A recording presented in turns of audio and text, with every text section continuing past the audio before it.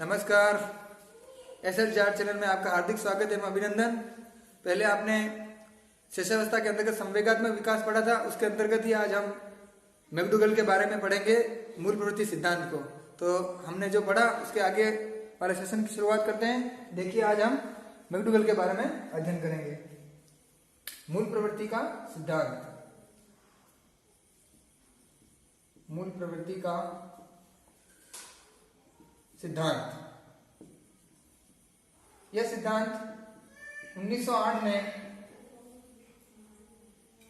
William McDougall ने दिया था। इसी सिद्धांत को प्रेरक उपागम सिद्धांत भी कहते हैं। तो इस सिद्धांत को मूल प्रवृत्ति का सिद्धांत भी कहते हैं। यह 1908 में विलियम मैकडूगल ने दिया था। इसको प्रेरक उपागम सिद्धांत भी कहते हैं। तो हमें याद रखना है कि इसको प्रेरक उपागम सिद्धांत भी कहते हैं। दूसरा नाम भी पूछा जा सकता है कि मूल प्रवृत्ति सिद्धांत का दूसरा नाम क्या है, तो प्रेरक उपागम सिद्धांत। ये 1908 में विलियम मैकडूगल ने दिया था। मैकडूगल के जीवन परिचय में थोड़ा सा हम देखते हैं। इनका एक महान व्यक्तित्व था। मैकडूगल इंग्लैंड निवासी थे। इंग्लैंड में इनका जन्म हुआ था, लेकिन बाद में इन्होंने अमेरिका की नागरिकता ग्रहण कर ली थी। तो बाद में इन्होंने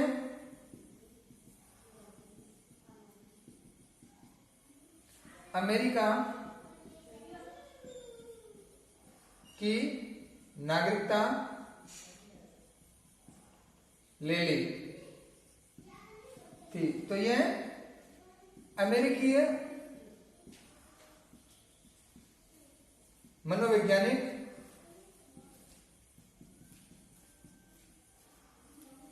थे।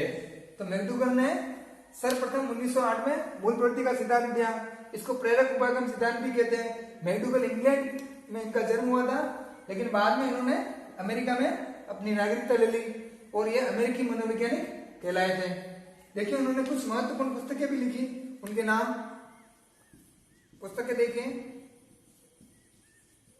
आउटलाइन ऑफ साइकोलॉजी, दूसरी है the behaviour, the study of behaviour,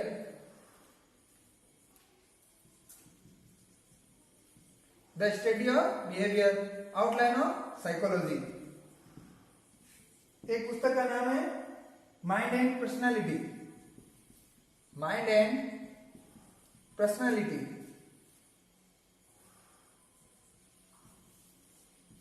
तो मैकडूगल ने यह महत्वपूर्ण पुस्तकें लिखी थी।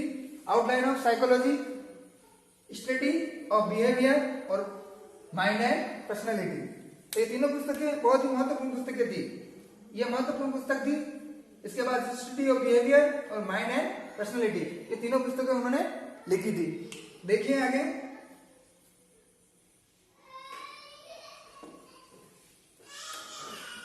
मैकडूगल ने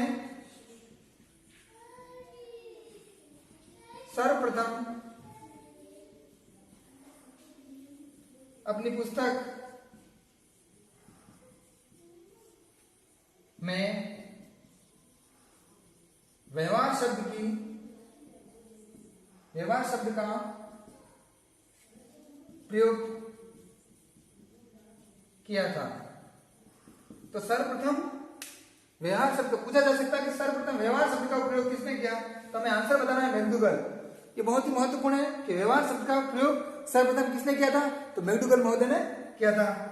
मैकडूगल महोदय एक व्यवहारवादी थे। यह एक व्यवहारवादी थे, यह एक व्यवहारवादी भी थे, तो मैकडूगल को व्यवहारवादी भी कहा जाता है। मूल प्रवृत्ति का सिद्धांत 1908 में विलियम मैकडूगल ने दिया। इसको प्रेरक उपागम सिद्धांत भी कहते हैं। ये मूलतः इनका जन्म इंग्लैंड में हुआ था और इसके बाद उन्होंने अमेरिका में जाकर नागरिकता ले ली और ये अमेरिकी मनोवैज्ञानिक कहलाए। फिर इन्होंने अपने महत्वपूर्ण पुस्तकें लिखी, आउटलाइन ऑफ साइकोलॉजी ये 1908 में लिखी थी, द स्टडी ऑफ बिहेवियर और माइंड एंड पर्सनैलिटी ये तीनों पुस्तकें महत्वपूर्ण पुस्तकें हैं। और मैकडूगल ने सर्वप्रथम व्यवहार शब्द का प्रयोग किया। ये एक व्यवहारवादी थे। देखिए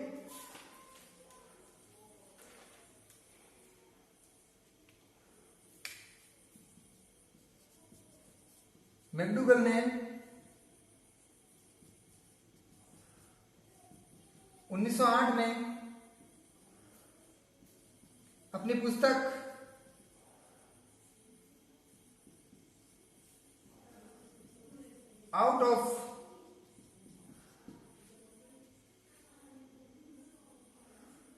आउटलाइन ऑफ साइकोलॉजी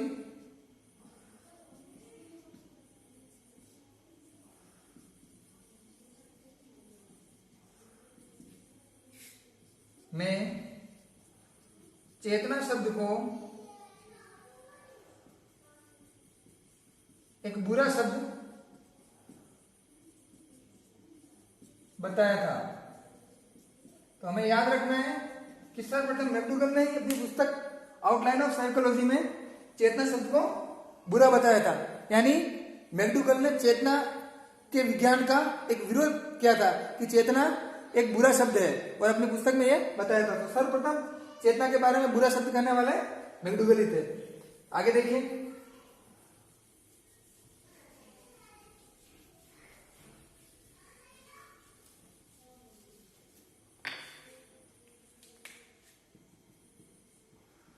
मैकडूगल को हार्मिक वाद का जनक भी कहते हैं। तो प्रश्न आ सकता है हार्मिकवाद के जनक कौन है? तो हमें आंसर बताना है मैकडूगल। तो हार्मिकवाद के जनक मैकडूगल है। तो इन्होंने हार्मिकवाद की स्थापना की थी, तो ये इसके जनक कहलाए मैकडूगल। मैकडूगल ने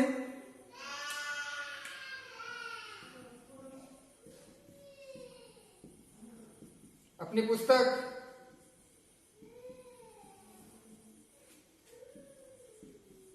आउटलाइन ऑफ साइकोलॉजी में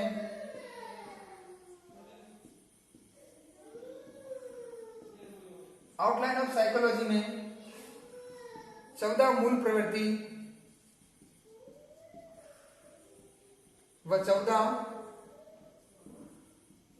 संवेग का प्रयोग किया।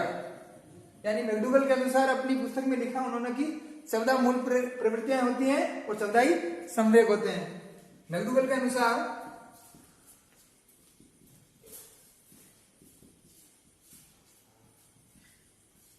चौदह मूल प्रवृत्तियां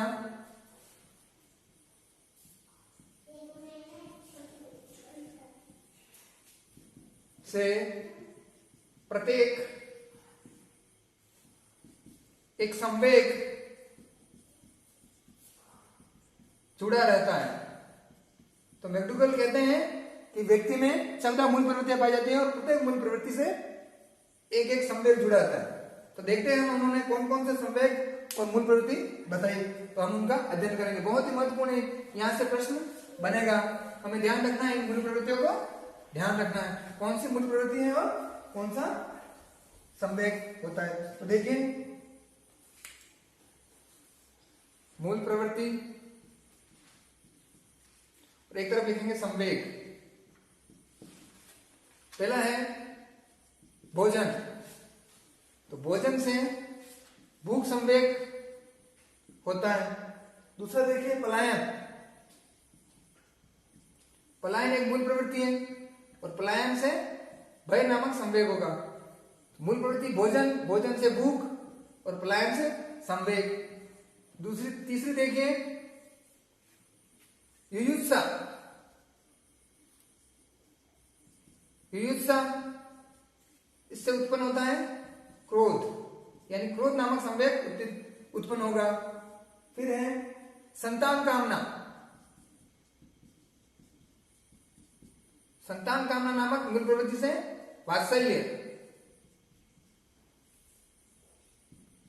संवेग होगा। फिर देखिए निवृत्ति,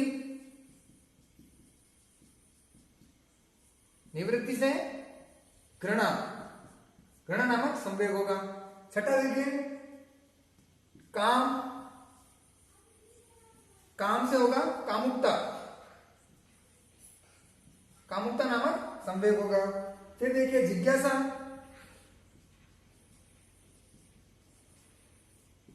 जिज्ञासा से होगा आश्चर्य, जिज्ञासा से होगा आश्चर्य। आठवां देखिए दैन्य, दैन्य से होगा आत्महीनता, दैन्य से होगा आत्महीनता। नवा देखिए हास्य, हास्य से होगा विनोद। फिर देखिए सृजनशीलता,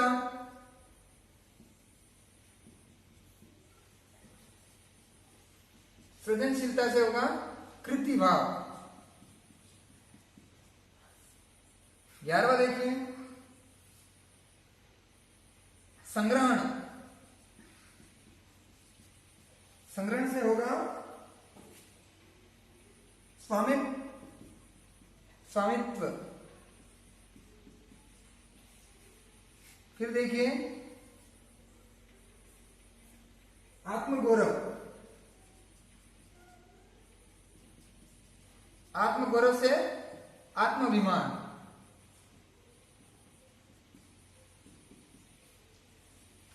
देखिए 13वां है सामूहिकता, सामूहिकता, इससे होगा एकांकीपन। अंतिम है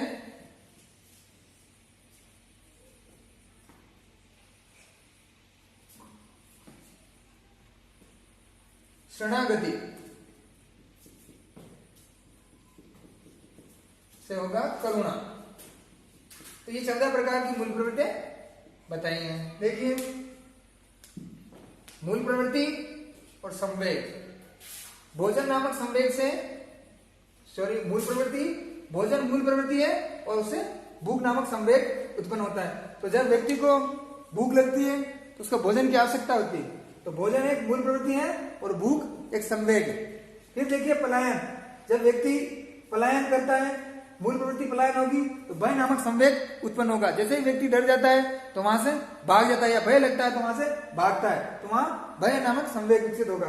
युयुत्सा, युयुत्सा के अंतर्गत क्रोध, यदि व्यक्ति युद्ध में जाता है तो उसमें युयुत्सा युद्ध करने की इच्छा होती है और उसमें क्रोध उत्पन्न होगा, तभी वह युद्ध कर पाएगा। यानी युयुत्सा एक मूल प्रवृत्ति है और उसमें संवेग, क्रोध नामक संवेग विकसित होता है। संतान कामना, यानी माता पिता में संतान कामना होगी तो वात्सल्य नामक संवेग उत्पन्न होगा।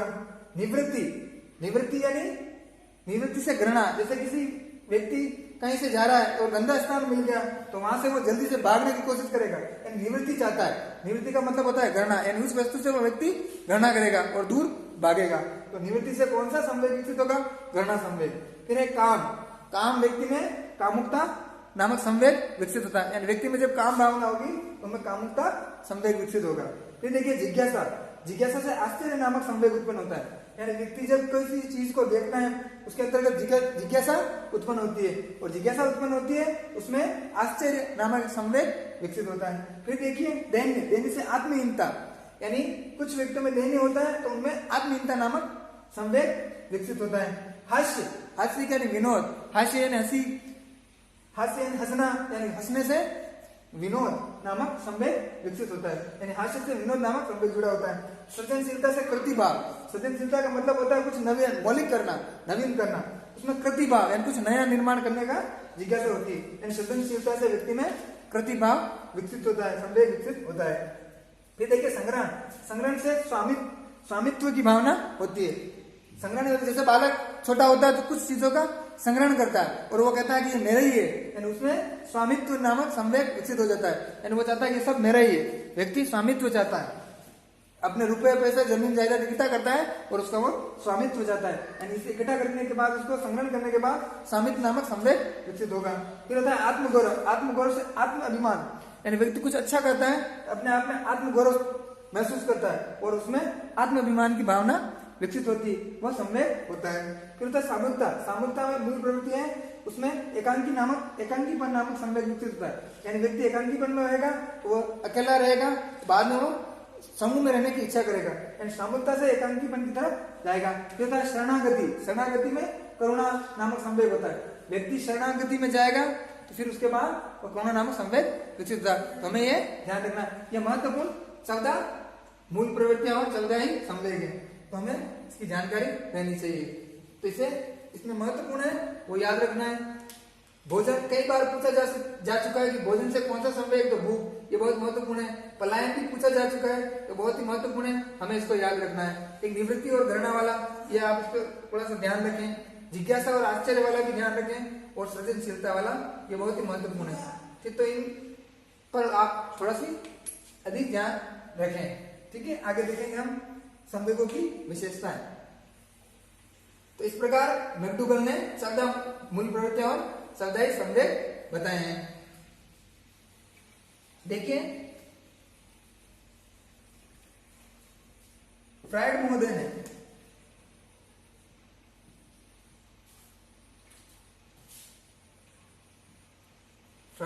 ने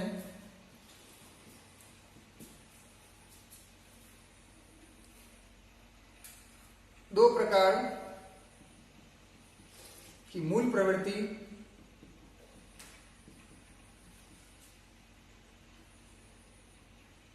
या संवेग बताए हैं। तो फ्रायड महोदय ने 2 प्रकार के मूल प्रवृत्ति और संवेग बताए हैं। वो कौन कौन से हैं देखेंगे हम। फ्रायड महोदय ने 2 मूल प्रवृत्ति और 2 संवेग बताए हैं। पहला है जिजीविषा।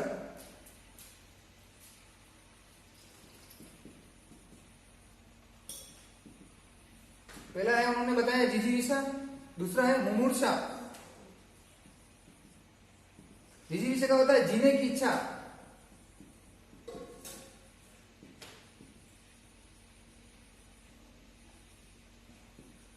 दूसरा है मुमूर्षा यानी मरने की इच्छा।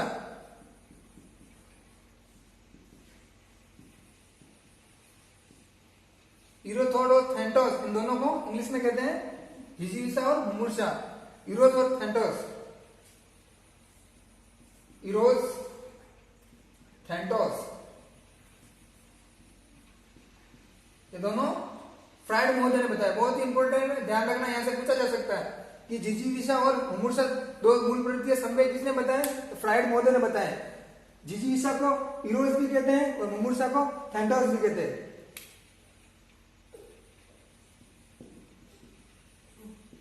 तो हमें याद रखना है। आगे देखेंगे हम मूल प्रवृत्तियों की विशेषताएं।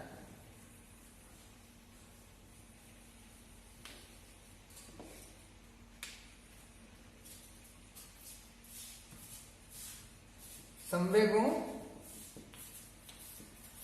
की विशेषताएं, यानी जो मूल प्रवृत्तियों से संवेग विकसित में उनकी विशेषताएं देखेंगे हम। तो क्या विशेषताएं होती है संवेगों की, तो हमें ध्यान रखना है संवेग जन्मजात होते हैं, यानी किसी भी व्यक्ति में संवेग जन्मजात होते हैं। संवेग सार्वभौमिक होते हैं।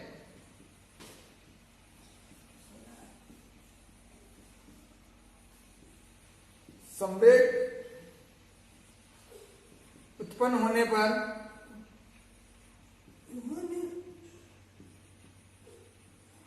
व्यक्ति में बुद्धि की कमी हो जाती है। यानी जब व्यक्ति संवेग से उत्तेजित होता है उसमें बुद्धि कम होती जाती है, यानी संवेग उत्पन्न होने पर व्यक्ति में मानसिक स्थिति ठीक नहीं होती है, तब बुद्धि कम हो जाती है। संवेग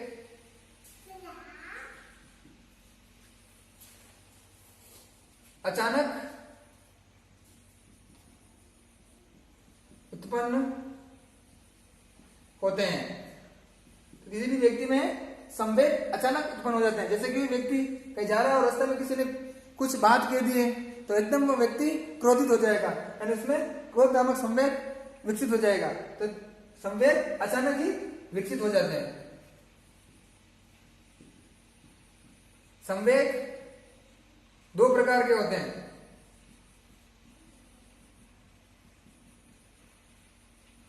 पहला है सुखद संवेग और दूसरा है दुखद संवेग। यानी कुछ संवेग व्यक्ति को खुश करते हैं और कुछ संवेग व्यक्ति को दुख देते हैं। जैसे कि खुशी है तो वह एक सुखद संवेग है और क्रोध, डर, भय ये आदि दुखद संवेग है। तो संवेग दो प्रकार के होते हैं, सुखद संवेग और दुखद संवेग। संवेग व्यक्तिगत होते हैं।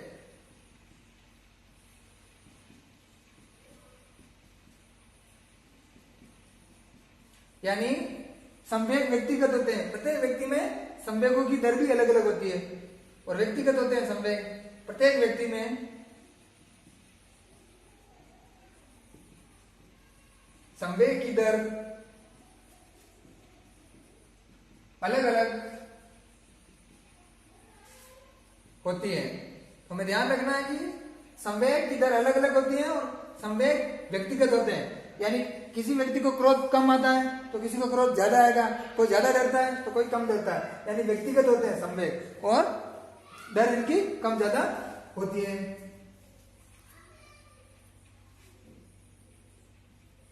संवेगों की उत्पत्ति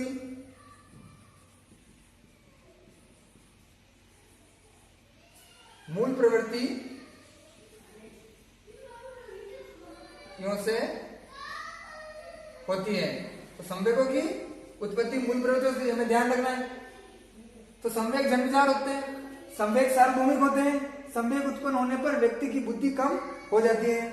संवेग अचानक उत्पन्न होते हैं। संवेग दो प्रकार के, सुखद संवेग और दुखद संवेग, हमें याद रखना है।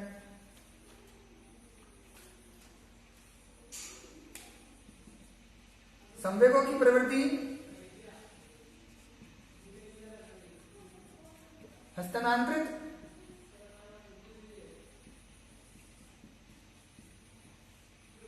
होती है। यानी संवेग स्थानांतरित होते हैं। संवेग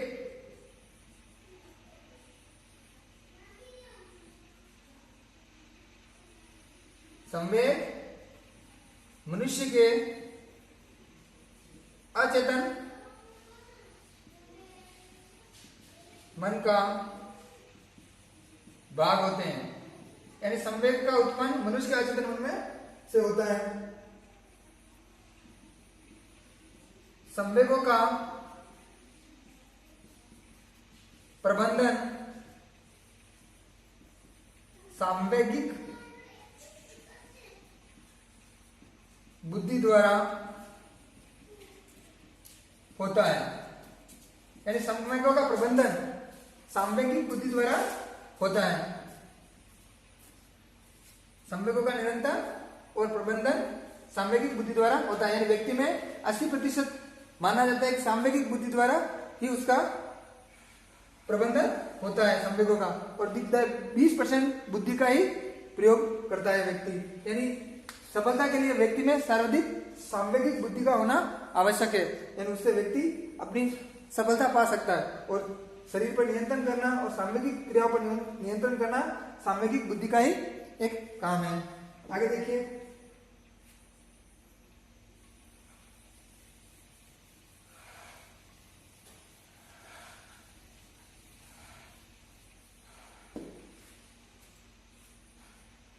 संवेग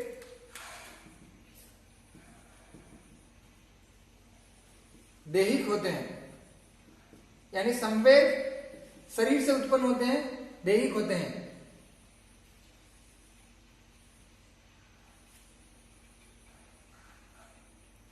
तो हमने ये पढ़ा आज कि संवेगों की उत्पत्ति मूल प्रवृत्तियों से होती है।